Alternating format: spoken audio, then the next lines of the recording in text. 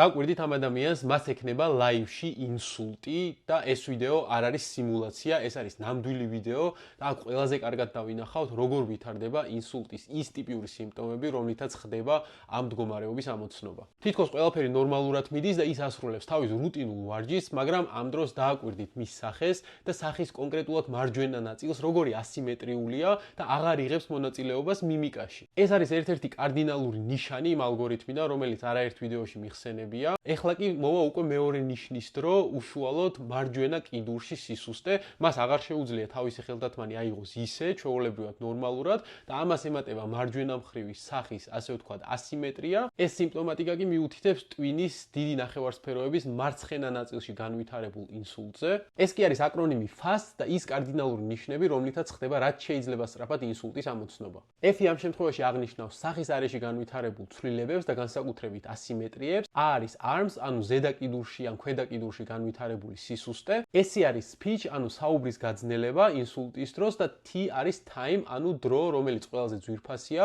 და რაც შეიძლება სწრაფად უნდა განვახორციელოთ ზარი სასწრაფო დახმარებაში.